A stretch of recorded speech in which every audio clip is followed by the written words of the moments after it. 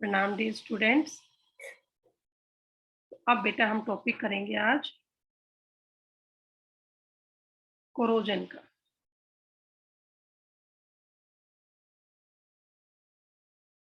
Tenth class में आपने पढ़ा होगा टॉपिक, कुछ तो उसी से मैच करता है, कुछ एक इसमें पॉइंट्स एक्स्ट्रा है वो हमें और करने हैं। एक लेक्चर में टॉपिक आपका ये कंप्लीट हो जाएगा। तो आप क्या कहेंगे? When any metal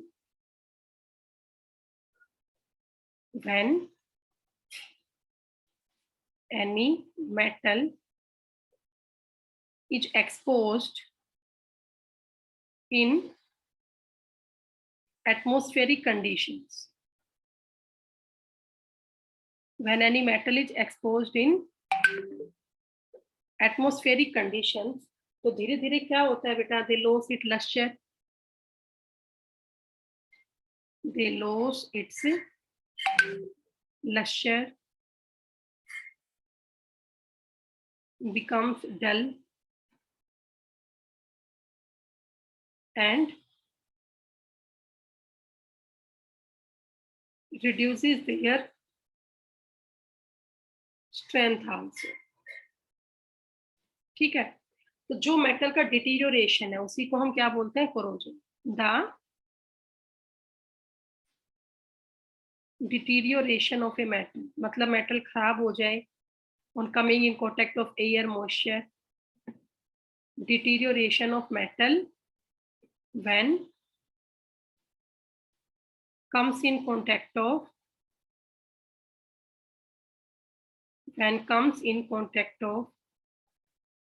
air, moisture या इलेक्ट्रोलाइट्स।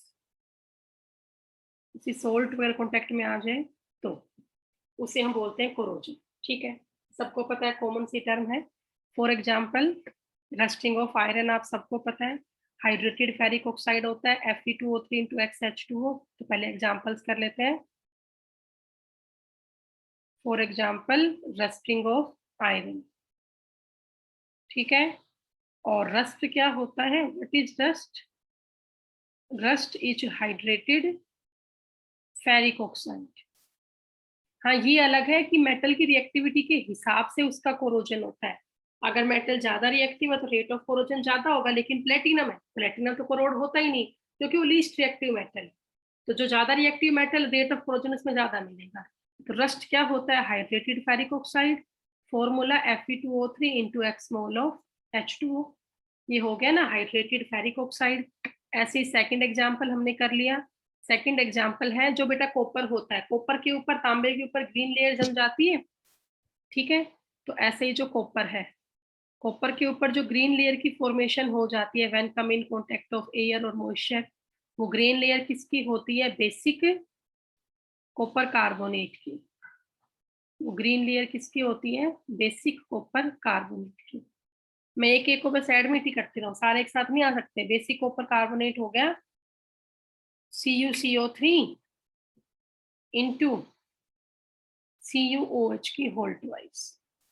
जो कॉपर वेसल्स के ऊपर बेटा ग्रीन लेयर जमती है, कम इन कॉन्टेक्ट ऑफ एयर और मॉइस्चर, तो वो ग्रीन लेयर किसकी होती है? बेसिक कॉपर कार्बोनेट की होती है, CuCO3 इंटू CuOH की होल ट्वाइस। ये आप कर लें। ऐसे जो आपका सिल्वर है, हालांकि सिल्वर की रिएक्टिविटी कम है, सिल्वर है वो बहुत ही कम रिएक्टिव मेटल है, इनर्ट में ही आती है मोस्टली, रिएक्टिविटी ना के वैसे बिल्कुल जीरो भी नहीं है, लेकिन रिएक्टिव है पर कम है। ऐसे ही सिल्वर पे किसकी लेयर जम जाती है? ब्लैक लेयर जम जाती है, चांदी पे रखे रखें तो ब्लैक लेयर किसकी होती है? सिल्वर सल्फाइड की होती है, Ag2 इसकी, सिल्वर सल्फाइड की। तो ये सब आपके एग्जांपल्स हुए कोरोजन की, ठीक है। तो जब भी कोई मेटल है कांटेक्ट में आती है एयर के, मॉइस्चर के, किसी भी एटमॉस्फेरिक कंडीशंस के, सोल्ट वगैरह के, तो धीरे धीरे वो अपनी जो उसका लश्चर है, जो उसकी शाइन है, उसको लॉस कर देती है। उसकी टेंजाइल स्ट्रेंथ वीक होती चली जाती है और उसके ऊपर एक लेयर जम जाती है जिसे हम क्या बोलते हैं? कोरोजन कहते हैं। ठीक है, कर लोगे? चलिए अब इसके बाद हम करेंगे factors. The factors which affect the rate of corrosion. कौन कौन से फैक्टर हैं जो कोरोजन को अफेक्ट करते हैं? हाँ भी, ये पेज आपका हो गया, एक बार स्क्रीनशॉट ले लो, अगर नहीं आया तो फिर मैं नेक्स्ट पेज करवाती हूँ। टॉपिक ये सिंपल सा है, कुछ बहुत कुछ इसमें एक्सप्लेन करने का है नहीं। देखिए आगे मूव करते हैं।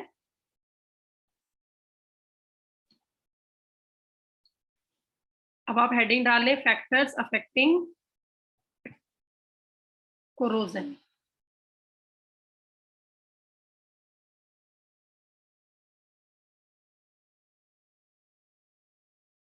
फैक्टर्स अफेक्टिंग कोरोजन, तो कौन कौन से फैक्टर है जो कोरोजन को अफेक्ट करते हैं? तो फर्स्ट फैक्टर हमारा है पोजीशन ऑफ मेटल,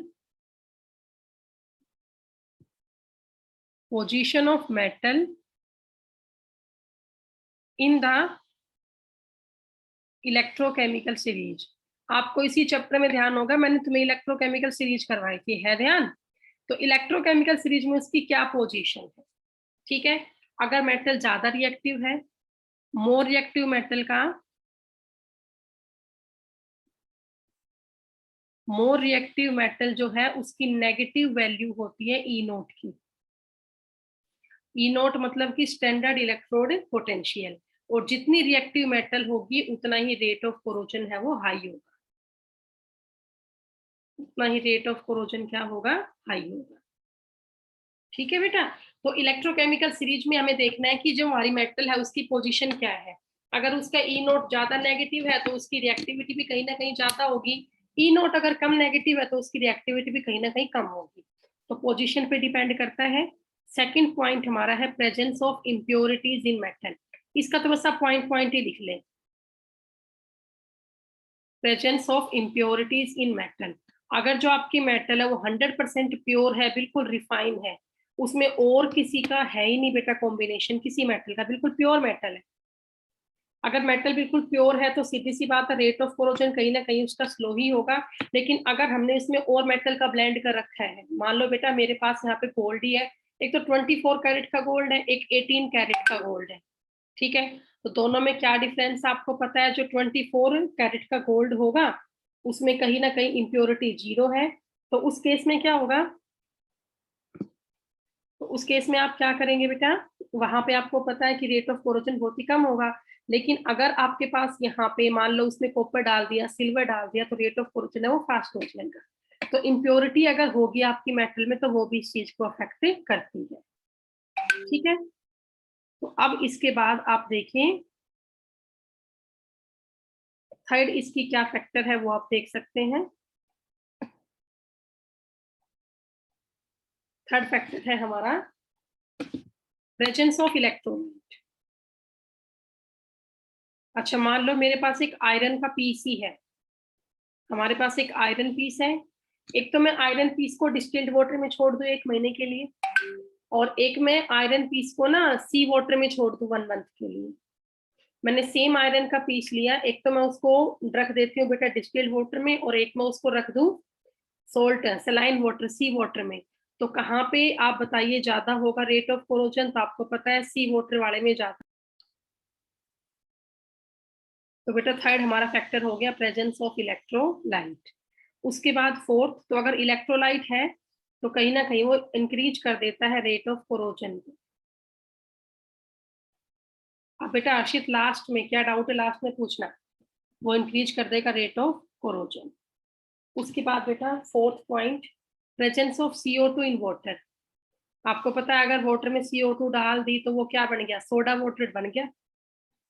क्या बन गया? वो सोडा वाटर। और सोडा वाटर क्या करेगा? अफेक्ट करेगा कोरोजन को। सोडा वाटर भी अफेक्ट करेगा कोरोजन को, ठीक है? तो presence of CO2 in water also increase the rate of corrosion. इसके बाद बेटा नेक्स्ट है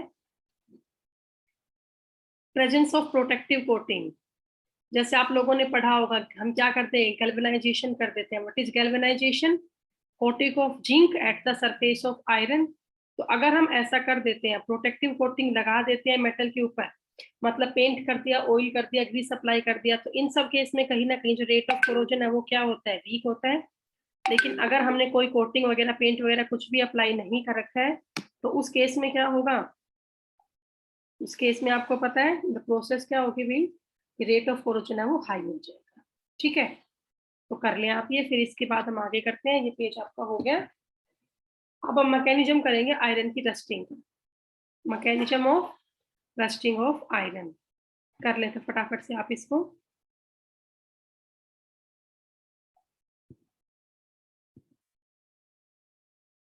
देखिए अब आप हेडिंग डाल लो मैकेनिज्म ऑफ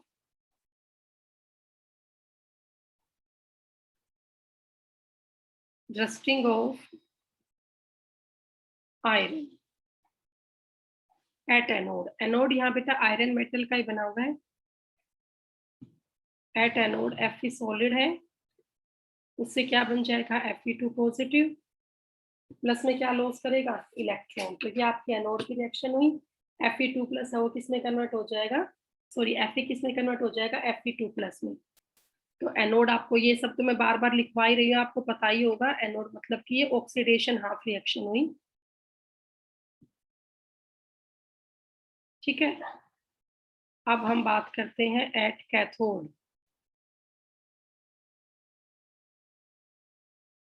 कैथोड मतलब ये आपका हुआ रिडक्शन हाफ रिएक्शन।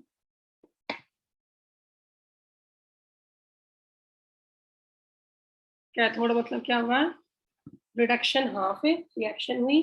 तो यहाँ पे H प्लस आयन जो है वाटर से आएगा या किसी एयर वगैरह से किसी से भी आएगा, ऑक्सीजन भी वहीं से आएगी 4H plus plus O2 plus 4 electron, इससे बन जाएगा 2 मोल ऑफ H2O। पूरा बैलेंस है।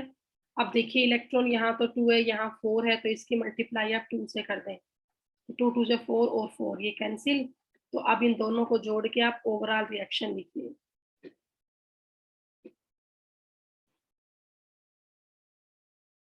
अब इन दोनों को जोड़ के आप क्या लिखेंगे, ओवरऑल रिएक्शन। वो ओवरऑल रिएक्शन क्या होगी देखिए बेटा, Fe solid plus 4H positive plus O2, ये बेटा 2 मोल है Fe के, यहाँ पे पूरे क्वांटम 2 से करिए ना, यहाँ भी 2 है, प्लस में क्या निकल गया 2 mole of H2, 2 mole of Fe2 plus plus 2 mole of H2O। ये आपका बेटा मैकेनिज्म हुआ आयरन की रोस्टिंग का। अब जो ये Fe2 प्लस बना है, ठीक है, तो ये 4 मोल ऑफ Fe2 प्लस, इसे अलग से लिखती हूँ, देखें ब्रस्ट की फॉर्मेशन हमें करनी है ना यहाँ पे, देखो।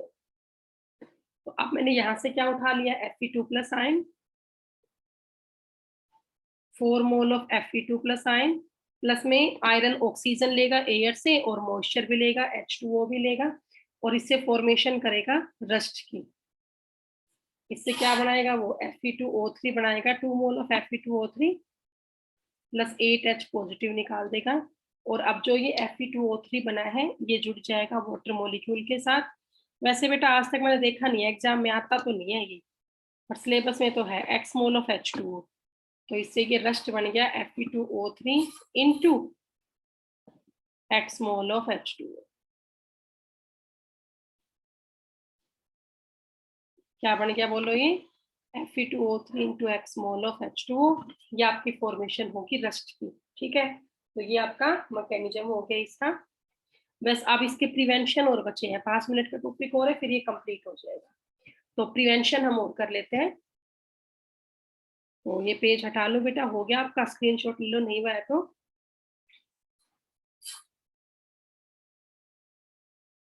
आकाश बेटा पीछे वाला पेज कर देती हूँ, लो ये सेकंड पेज है,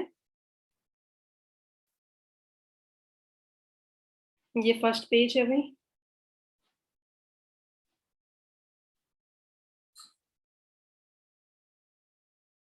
देखिए फिर कल से हम ना काइनेटिक्स शुरू करेंगे।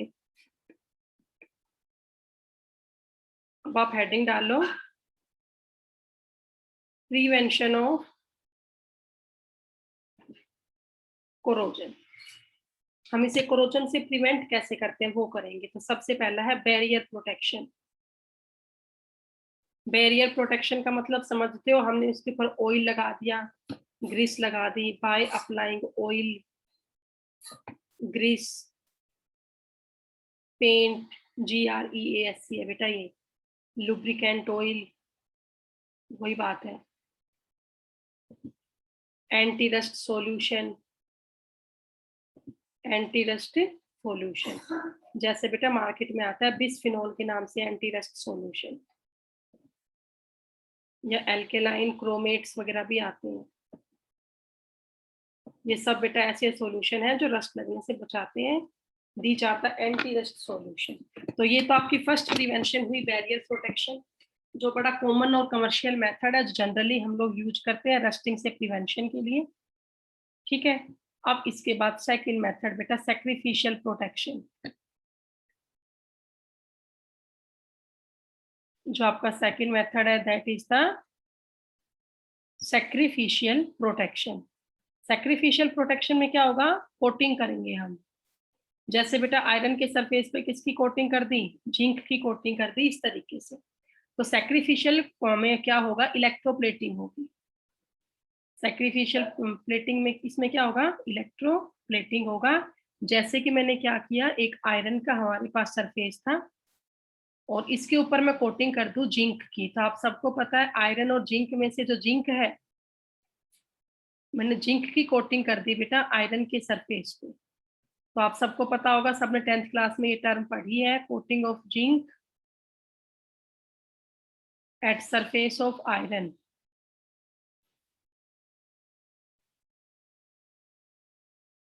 Coating of zinc at surface of iron, इसको हम क्या बोलते हैं, गैल्वेनाइजेशन। इसे हम क्या बोलते हैं, गैल्वेनाइजेशन बोलते हैं। इससे फायदा क्या होता है, अब जो सेल रिएक्शन आयरन पे होनी थी, जिंक है, zinc is more reactive than iron. तो अब तक जो सेल रिएक्शन आयरन को करनी थी, अब वो सेल रिएक्शन कौन करेगा, जिंक करेगा। तो कहीं ना कहीं आयरन तो प्रिवेंट हो ही गया ना कोरोजन से। तो ये आपका हो गया सैक्रिफिशियल प्रोटेक्शन। ठीक है, एंटी सॉल्यूशन भी आपका हो गया। मतलब अब तक ऑक्सीडेशन कर रहा था आयरन, लेकिन अब ऑक्सीडेशन कौन करेगा, जिंक करेगा। अब जिंक का ऑक्सीडेशन होगा because zinc is more reactive than iron. तो जो सेल रिएक्शन पहले आयरन पे हो रही थी, अब वो सेल रिएक्शन जिंक पे होगी। अब स्टील है, स्टेनलेस स्टील है, ये सब एलॉय तो है, अंदर तो में लोहा ही होता है। लोहे के ऊपर कोटिंग कर दी निकल की और क्रोमियम की, तो बड़ा शाइनी हो गया, स्मूथ सरफेस इसका हो गया। तो बस ये ही टर्म है बेटा, सैक्रिफिशियल प्रोटेक्शन इसी को बोलते हैं कि इसमें हम इलेक्ट्रोप्लेटिंग करते हैं। ओके, चलो अब इसके बाद देखो बेटा थर्ड, बस लास्ट है ये प्रिवेंशन इसका। इसी मैंने करवा दिया ना आपको, एंटी सोल्यूशन वगैरह, बिस्फिनोल हो गया, एल्केलाइन क्रोमेट्स वगैरह हो गए। ठीक है, इसमें एक और लिख लो, एल्केलाइन सोडियम फॉस्फेट, ऊपर वाले में लिख लो एक और, एल्केलाइन सोडियम फॉस्फेट। चलिए देखिए बेटा, आप स्क्रीनशॉट ले लो इसका, फिर आगे करते हैं। दो प्रोटेक्शन हो गए, बैरियर हो गया, सैक्रिफिशियल हो गया। अब बच गया इलेक्ट्रिकल प्रोटेक्शन।